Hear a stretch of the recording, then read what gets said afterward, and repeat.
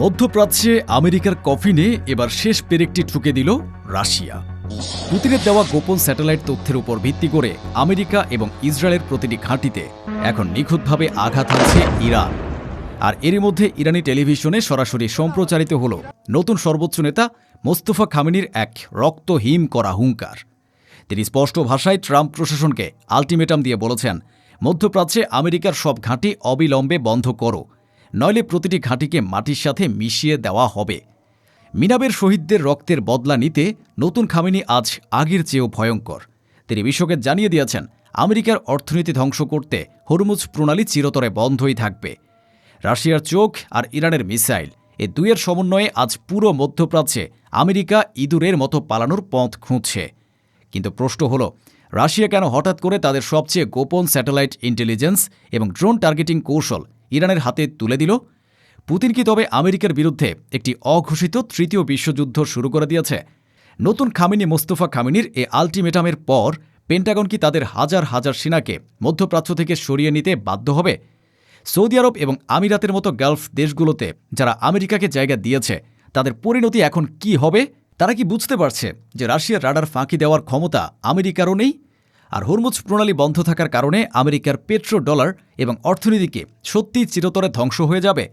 এসব প্রশ্নের উত্তর জানতে এবং রাশিয়া ইরান জোটের এই চরম প্রতিশোধের আসল চিত্রটি দেখতে ভিডিওটিতে একটি লাইক দিয়ে শেষ পর্যন্ত আমাদের সাথেই থাকুন।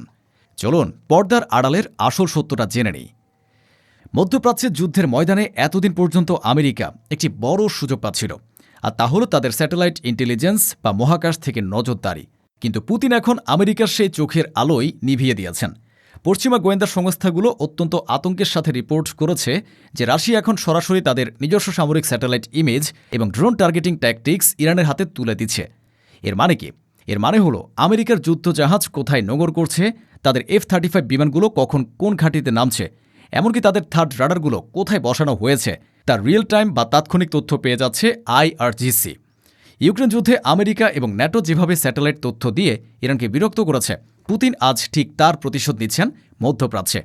রাশিয়ার দেওয়া এই নিখুঁত কোঅর্ডিনেট ব্যবহার করেই ইরান এত সহজে আমিরাতে থাকা মার্কিন রাডার এবং কুয়েতে থাকা তাদের জ্বালানি ট্যাঙ্ক ধ্বংস করতে পারছে। সিআইএ এবং মোসাদ আজ রাশিয়ার ইন্টেলিজেন্সের সামনে পুরোপুরি বোকা বনে গেছে। বাবার শাহাদাতের পর সবাই ভেবেছিল ইরান দুর্বল হয়ে পড়বে, কিন্তু নতুন সর্বোচ্চ নেতা মোস্তফা খামেনি দায়িত্ব নিয়েই প্রমাণ করে দিয়েছেন তিনি বাবার চেয়েও বেশি আগ্রাসী এবং আপোষহীন। সরাসরি ইরানি রাষ্ট্রীয় টেলিভিশনে সম্প্রচারিত এক ভাষণে তিনি একটি ঐতিহাসিক এবং ভয়ঙ্কর আলটিমেটাম দিয়েছেন। তিনি বলেছেন, মধ্যপ্রাচ্যে থাকা আমেরিকার প্রতিটি সামরিক ঘাঁটি অবিলম্বে বন্ধ করতে হবে। যারা এ ঘাঁটিগুলোতে অবস্থান করছে তাদের এখনই এ অঞ্চল ছেড়ে চলে যেতে হবে, আর যদি তারা তা না করে তবে সে ঘাঁটিগুলোতে সরাসরি এবং ধ্বংসাত্মক হামলা চালানো হবে। এটি কোনো সাধারণ রাজনৈতিক হুমকি নয়, এটি আমেরিকার প্রতি সরাসরি একটি ডেথ ওয়ারেন্ট বা মৃত্যু পরোয়ানা। মোস্তফা খামেনি স্পষ্ট বুঝিয়ে দিয়েছেন যে তিনি কোনো আলোচনা বা কূটনীতিতে বিশ্বাসী নন। তার একমাত্র লক্ষ্য হল মধ্যপ্রাচ্য থেকে আমেরিকার সামরিক উপস্থিতিকে চিরতরে মুছে ফেলা। পেন্টাগন খুব ভালো করে জানে, নতুন খামেনির এই নির্দেশের পর IRGC এখন পাগলা কুকুরের মতো মার্কিন ঘাঁটিগুলোতে ঝাঁপিয়ে পড়বে। নতুন খামেনির এই তীব্র ক্ষোভের পেছনের একটি বড় কারণ হল মিনাব শহরের ট্র্যাজেডি। সম্প্রতি আমেরিকা এবং ইসরায়েলের যৌথ হামলায় মিনাব শহরে অসংখ্য নিরীহ ইরানি নাগরিক এবং IRGCর জওয়ান শহীদ হয়েছেন। মোস্তফা খামেনি তার ভাষণে বিশেষভাবে মিনাবের শহীদদের কথা উল্লেখ করেছেন। তিনি বলেছেন, আমরা মিনাবের শহীদদের রক্তের বদলা নেওয়া থেকে এক চুলো পিছু হটব না। তাদের প্রতিটি রক্তের ফোঁটার জন্য আমেরিকা এবং ইসরায়েলকে চরম মূল্য চুকাতে হবে। ইসলামী ঐতিহ্যে শহীদদের রক্তের প্রতিশোধ নেওয়া একটি পবিত্র দায়িত্ব হিসেবে মানা হয়, আর IRGCর কাছে এই প্রতিশোধ মানে শুধু কয়েকটি মিসাইল ছোড়া নয়, এর মানে হল শত্রুকে সমূলে বিনাশ করা। মিনাবের এই ঘটনা পুরো ইরানি জাতিকে এক সুতোয় গেঁথে দিয়েছে এবং তারা এখন তাদের নতুন নেতার নির্দেশে যে কোনো আত্মত্যাগের জন্য প্রস্তুত। রাশিয়া এবং ইরানের এই সমন্বিত শক্তি দেখে এখন সবচেয়ে বেশি ভয় কাঁপছে আমেরিকার গালফ বা উপসাগরীয় মিত্ররা, বিশেষ করে সৌদি আরব এবং সংযুক্ত আরব আমিরাত। তারা ভেবেছিল আমেরিকার ছাতার নিচে থেকে তারা ইসরায়েলকে সাহায্য করবে এবং ইরানের হাত থেকে বেঁচে যাবে, কিন্তু তারা এখন বুঝতে পারছে আমেরিকার নিজস্ব ঘাঁটিগুলোয় যেখানে সুরক্ষিত নয়, সেখানে আমেরিকা তাদের কিভাবে বাঁচাবে। রাশিয়ার স্যাটেলাইট ইমেজ ব্যবহার করে ইরান এখন যে কোনো সময় সৌদি আরবের আরামকো তেল শোধনাগার অথবা দুবাইয়ের আকাশচুম্বী ভবনগুলোতে নিখুঁত হামলা চালাতে পারে। পশ্চিমা গোয়েন্দারা বলছেন, গালফ দেশগুলো এখন গোপনে ইরানের সাথে যোগাযোগ করার চেষ্টা করছে। তারা আমেরিকাকে তাদের ঘাঁটি ব্যবহার করতে দিতে চাইছে না, কারণ তারা জানে একটি মিসাইলের আঘাতেই তাদের দশকের পর দশক ধরে গড়ে তোলা চকচকে অর্থনীতি ধুলোয় মিশে যাবে। এই পুরো সামরিক উত্তেজনার মধ্যে সবচেয়ে ধ্বংসাত্মক ঘোষণাটি ছিল অর্থনৈতিক। মোস্তফা খামেনি বাবার সিদ্ধান্তকে বহাল রেখে ঘোষণা দিয়েছেন হরমুজ প্রণালী বন্ধ থাকবেই।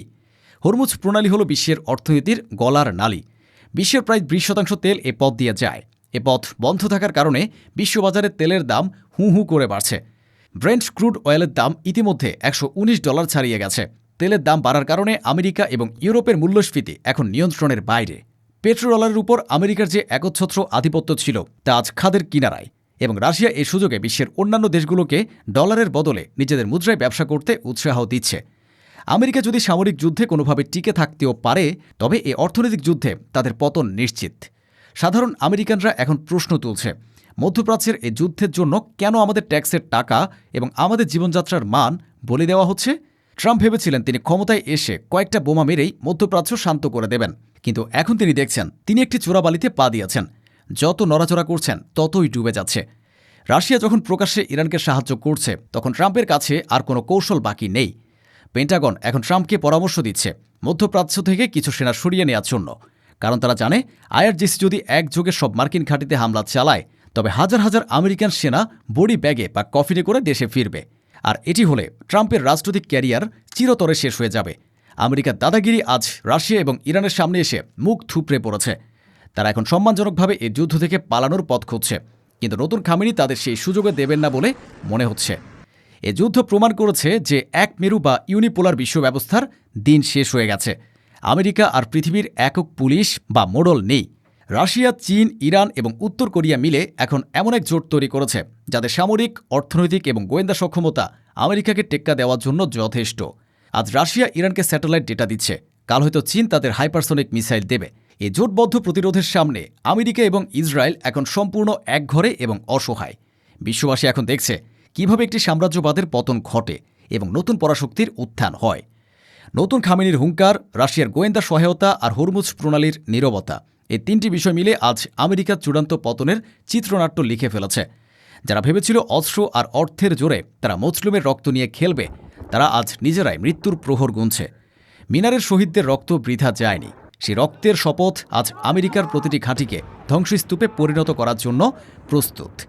জালেমের দম্ভ আজ চূর্ণ বিচূর্ণ। আমেরিকার পতন আর ইসরায়েলের ধ্বংস এখন শুধু সময়ের ব্যাপার মাত্র। প্রিয় দর্শক, আপনারা কি মনে করেন রাশিয়ার এই গোয়েন্দা সহায়তার পর আমেরিকা কি আর এই যুদ্ধে জেতার কোনো সম্ভাবনা আছে? নতুন খামেনি কি সত্যি মধ্যপ্রাচ্য থেকে আমেরিকাকে চিরতরে তাড়িয়ে দিতে পারবেন? আর হরমুজ প্রণালী বন্ধ থাকার কারণে আমেরিকার অর্থনীতিকে পুরোপুরি ধসে পড়বে? আপনার মূল্যবান মতামত কমেন্টে জানান। ভিডিওটি ভালো লাগলে লাইক দিন এবং শেয়ার করে বিশ্বকে জানিয়ে দিন জালেমের পতনের দিন ঘনিয়ে এসেছে। সত্যের পক্ষে থাকুন, অন্যায়ের বিরুদ্ধে সোচ্চার হন। দেখা হবে পরবর্তী ভিডিওতে, ইনশাআল্লাহ।